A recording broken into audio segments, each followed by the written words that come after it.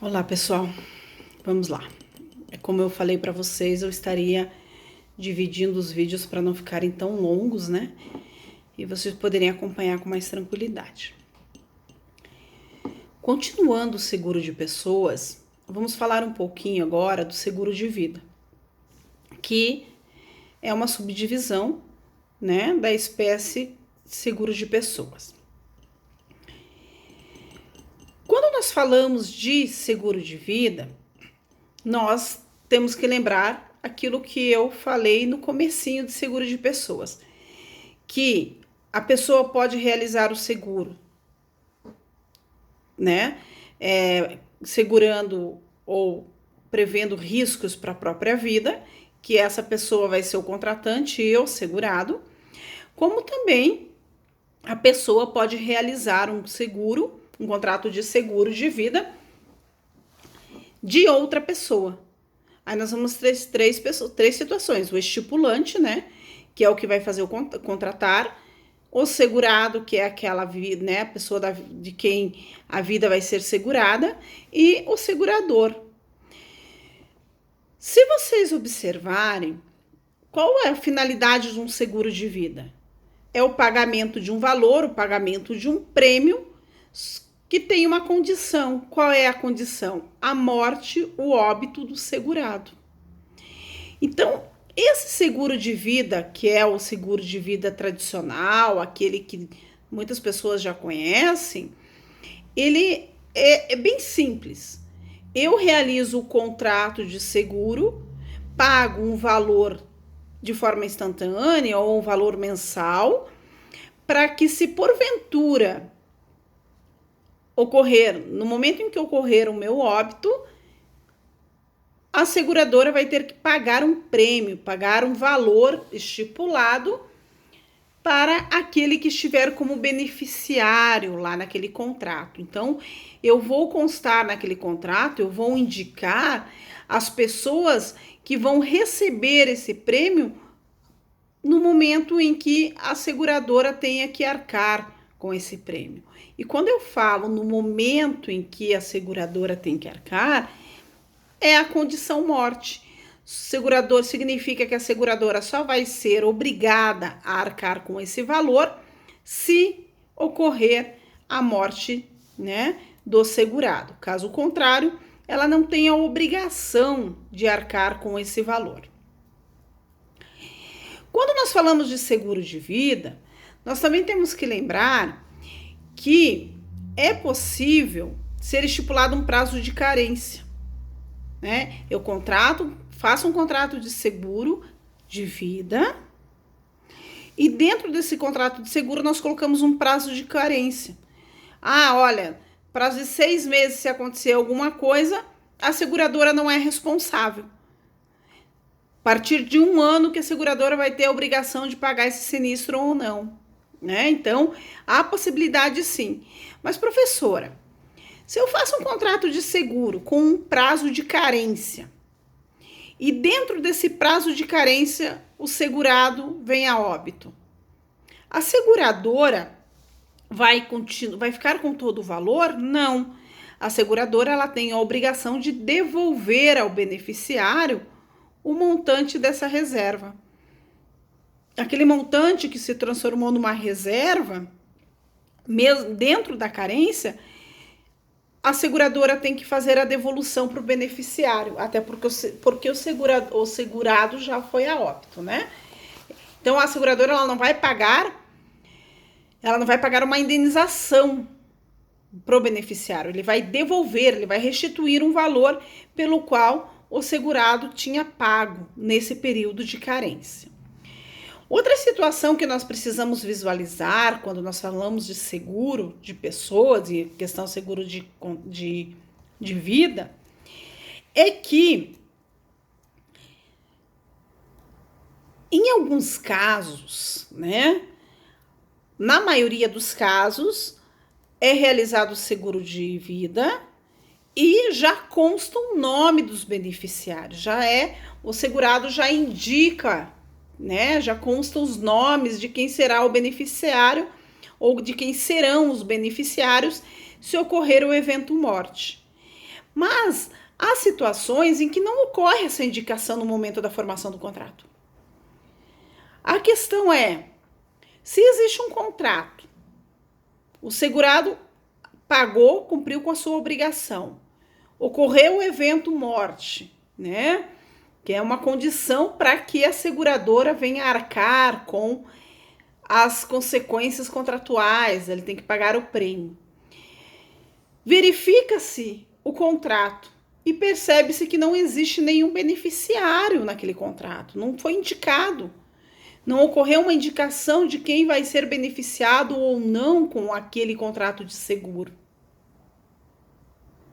Para quem a seguradora tem a obrigação de pagar aquele prêmio ou ocorre a extinção do contrato porque não houve uma indicação de um beneficiário naquele contrato.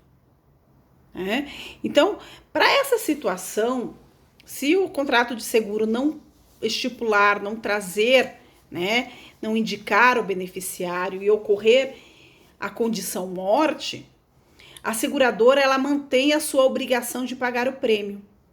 Mas ela vai pagar para quem? A metade do prêmio, ou seja, 50% do prêmio, a seguradora tem que pagar para o cônjuge sobrevivente.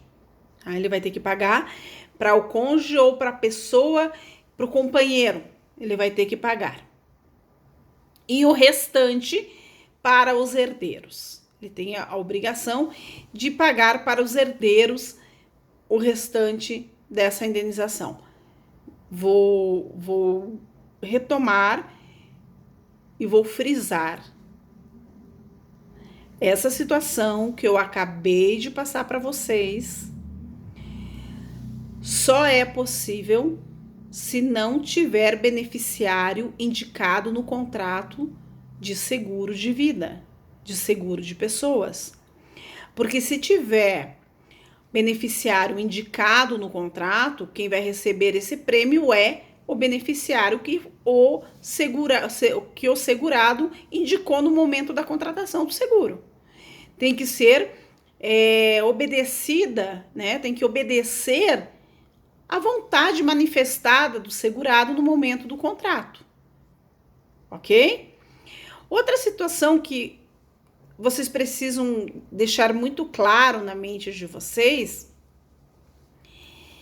é que existem situações em que realiza-se o contrato, não se indica o beneficiário, aí vai se aplicar aquela questão de ser 50% para o cônjuge, e o restante para os herdeiros.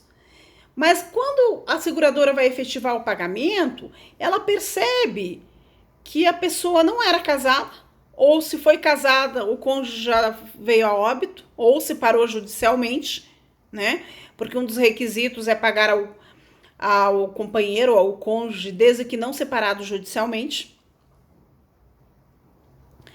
E percebe que não tem herdeiros, não tem filhos, não tem os ascendentes, não existe herdeiros. Para quem a seguradora tem a obrigação de pagar, de cumprir com sua obrigação de pagar o prêmio. Aí a seguradora vai ter que pagar para aquela pessoa que comprovar, olha lá, 792, parágrafo único. Serão beneficiários os que provarem que a morte do segurado os privou dos meios necessários à subsistência, aos seus dependentes, Pode ser uma pessoa que não tenha parentesco nenhuma, mas que ela comprove que ela era dependente financeiramente, economicamente do segurado. Então, vamos fazer uma sequência aqui. Tem um seguro de vida, ocorreu a morte do segurado. Para quem a seguradora tem que arcar com esse valor? Primeiro, aqueles indicados como beneficiários no contrato. Mas nós não vamos lá, analisamos, pagamos, está tudo certo. Professora, mas não existe ninguém indicado no contrato. Vamos para o segundo raciocínio. Divide-se, o prêmio. 50% desse prêmio nós pagamos para o cônjuge que não seja separado judicialmente, e o restante para os demais herdeiros do segurado, sempre observando aquela questão hereditária. Professora, não foi casado ou foi casado e está separado judicialmente, não tem filhos. E também não tem os irmãos e nem a mãe para poder receber esse valor aí. Aí nós vamos observar a terceira situação, que é demonstrar que alguém ficou privado dos meios de subsistência porque era dependente do segurado no momento do óbito do segurado. Aí essa terceira pessoa é quem vai receber, ok? Muitos questionam a possibilidade de instituir o companheiro como beneficiário, aquela questão da união estável, né? Então, é possível sim a instituição do companheiro, desde que o segurado não seja casado com outra pessoa. Ele precisa, de repente, eu caso, né? Separo de corpos, faço só uma separação de corpos, não faço separação judicial, e vou lá e faço um contrato de seguro e consto o companheiro. Não há possibilidade. Só é possibilidade eu colocar o companheiro se eu tiver separada judicialmente, para não ter problema em relação a isso. Após a gente falar um pouquinho sobre esse seguro de vida, eu preciso que vocês retomem uma seguinte situação. Nós falamos do seguro de acidentes pessoais e seguro de vida, correto? E se porventura, tanto de um seguro quanto o outro, desses acidentes pessoais ou de vida, lá no acidente pessoal resultar a morte do segurado, ou aqui no de vida resultar a morte do segurado, esse valor do prêmio, ele pode ser utilizado para pagamento de dívida? Ou ele pode ser considerado como herança para ser dividido com todos os demais herdeiros que não beneficiados? A resposta desse questionamento vocês vão observar lá no 794 do Código Civil, que ele dispõe que no seguro de vida ou de acidentes pessoais, para o caso de morte, o capital estipulado ele não está sujeito à quitação de dívida e nem está sujeito à questão de herança. Significa o quê? Ocorreu a morte do segurado, o beneficiário vai receber independentemente das dívidas que o segurado tinha ou não. Tá? Ele não está sujeito à questão de credores quererem receber esse prêmio, isso não pode. Penhora desse valor, não há possibilidade se o segurado tinha alguma dívida. Tá? Também temos que entender que não há possibilidade de constar no contrato de seguro nenhuma cláusula que venha diminuir, que venha reduzir o valor da indenização pactuada, né? Não, e se tiver, de repente, alguma cláusula nesse sentido, ela é nula. A seguradora ela não vai poder aplicar essa cláusula de jeito nenhum.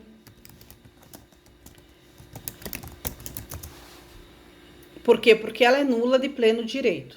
Por que ela é nula de pleno direito, professora? Porque ela consta lá no Código Civil, na legislação, a nulidade dessa cláusula.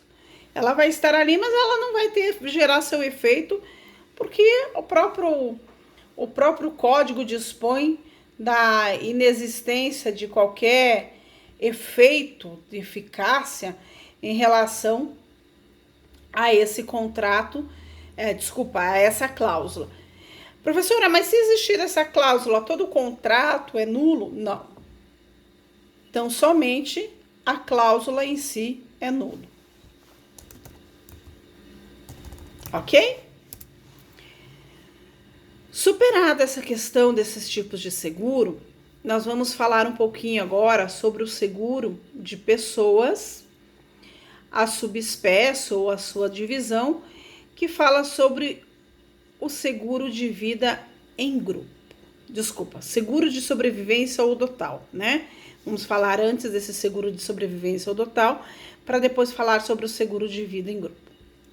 Eu vou acompanhar a sequência que eu realizei no material do PDF que eu encaminho junto para vocês, né? Que daí vocês conseguem também estudar em relação a isso. Então, a terceira situação do seguro de pessoas é o seguro de sobrevivência, ou também chamado seguro dotal. Nessa situação, o segurado, ele realiza o contrato, porém esse contrato tem como uma finalidade o pagamento do prêmio em determinadas situações que vão estar estipulado no contrato. Aqui, ele não tem como condição à morte, e sim algumas condições determinadas no próprio contrato. Nós temos 3 condições. Eu realizar um contrato de seguro, né, em que o prêmio vai ser pago ao segurado ou terceiro, se esse terceiro ou segurado sobreviver durante o prazo do contrato. Outra situação. Olha, você vai receber o prêmio se você chegar a uma determinada idade. Se você chegar até os 95 anos, a seguradora vai te pagar esse prazo. Seguro de sobrevivência. Olha, se você ficar vivo durante a pandemia, você vai receber o seguro que nós estamos contratando, for vivo há certo tempo, tá? Então, esse seguro de sobrevivência total, ele tem como finalidade o pagamento desse prêmio nessas condições. A pessoa só vai receber se ela estiver viva naquele prazo estipulado do contrato. É uma condição para que o segurado receba. É a condição do quê? De viver durante aquele prazo, ou viver até determinada idade. Aí a pessoa pode receber esse valor do pactuado no contrato. Então, o seguro de sobrevivência, ele já diz: o segurado vai receber se ele sobreviver a determinada situação, ou sobreviver por um período de tempo, né? Então, só é estipulado assim: morreu dentro do prazo daqui estipulado no contrato, não tem direito ao prêmio, diferente do seguro de vida. Tranquilo? E o seguro de vida em grupo, ele está previsto lá no artigo 801 do Código Civil. Esse seguro de vida em grupo, geralmente ele é realizado por empresas. Ele pode ser feito por uma pessoa natural, mas geralmente ele é realizado por empresas, né? Em que as empresas, elas constam o seguro de vida dos seus colaboradores. Vou dar um exemplo. Eu sou servidora pública do município de Candói. Nós temos um seguro de vida, que é o município de Candói, né, que faz aquela questão do seguro. Por mais que seja, o nosso tem uma diferença, porque o nosso seguro, a taxa do seguro é descontado dos nossos vencimentos, né? Aqui no seguro de vida em grupo, ele é estipulado por uma pessoa natural ou jurídica que tem como beneficiário um grupo de pessoas. Então, quando eu falar em seguro de vida em grupo, nós temos que visualizar 3 partes. O estipulante, que é a pessoa natural ou jurídica, que vai fazer o contrato. O segurador, que é aquele que vai responder pelo prêmio. E os segurados, que é o grupo de pessoa que está como beneficiários desse contrato, né? Que é aquele que vai ter que vai ser como se fossem os contratantes do contrato, que é a vida deles que vai estar coberta, que vai estar protegida. Quando eu tenho seguro de vida em grupo, nós temos que entender que o segurador vai ter uma relação direta com o estipulante. a questão de pagamento do valor do prêmio, tudo é com o estipulante, porque foi o estipulante que foi lá e realizou esse contrato. Porém, no momento de efetivar o pagamento desse seguro, ele deve ser realizado para o segurado ou para os beneficiários do segurado. Então, nós temos duas relações, né? Estipulante tem que arcar, né, com a seguradora. Todo não cumprimento do contrato é uma relação entre estipulante e seguradora, e o prêmio é em relação ao segurado. Depois de formalizado o contrato entre estipulante e segurador, se porventura quiserem realizar a alteração dos termos contratuais, ele somente vai ser possível se 3/4 dos componentes do grupo, então nós temos um grupo que são os segurados, para que ocorra a alteração, a modificação desse contrato, 3/4 desse grupo tem que autorizar. Caso contrário, não é possível a realização da alteração desse contrato somente pelo estipulante e pela seguradora. A formação pode ser entre estipulante e seguradora, mas depois de formado o contrato, apresentado o grupo pelo qual serão os segurados, se porventura quiserem alterar o contrato dentro da vigência contratual, vai precisar da autorização, da anuência de 3/4 dos componentes do grupo.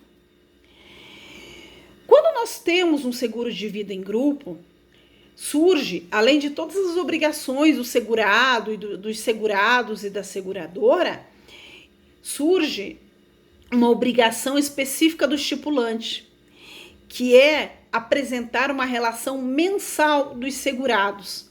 Por quê? Porque nas empresas nós sabemos, né? Geralmente, nesses seguro de vida em grupo, as pessoas, né? Os segurados, eles geralmente eles alteram. Tem pessoas que saem da empresa, tem pessoas que entram, são outros contratados. Então, quando isso acontece, como existe muita troca dessas pessoas, o estipulante fica com a obrigação de apresentar uma relação mensal dos segurados, de quem entrou, de quem saiu, de quem se mantém, para que, se acontecer alguma coisa, a seguradora saber quem está coberto, né? E o segurado, como em todos os demais contratos, ele não pode se colocar em risco. Ele não pode praticar atos que venham colocar em risco a vida dele. Eu vou beber e vou sair bêbado para a rua, arranjar confusão e coloco em risco a minha vida. Tem que tomar cuidado, porque existem algumas cláusulas que podem tirar excludentes de responsabilidade da seguradora. E outra situação que é de suma importância nós falarmos quando nós tratamos de seguro de vida em grupo é a situação do exame médico, né? Porque quando é um seguro de vida individualizado, é realizado o exame médico para verificação de uma existência de uma doença pré-existente ou não, para ver o risco que aquela pessoa tem de repente vir a óbito em decorrência de uma doença pré-existente, para ver a questão do prêmio. Ocorre que no seguro de vida em grupo, muitas vezes esse exame médico é dispensado pela seguradora. Quais são as consequências dessa dispensa de exame médico pela seguradora no seguro de vida em grupo?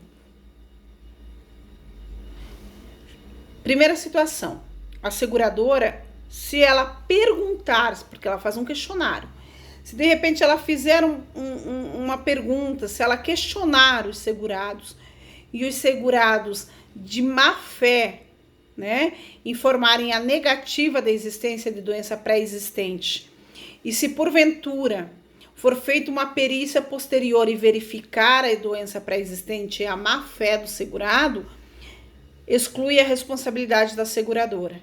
Agora, se a seguradora não realizar nenhuma pergunta, né, não fizer o questionamento, não realizar o exame médico, ele dispensar o exame médico, mesmo que exista uma doença pré-existente, a seguradora é obrigada a arcar com o prêmio pactuado, ok?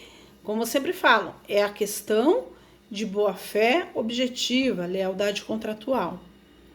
Então, nesses de grupos, geralmente eles fazem a dispensa desse exame médico.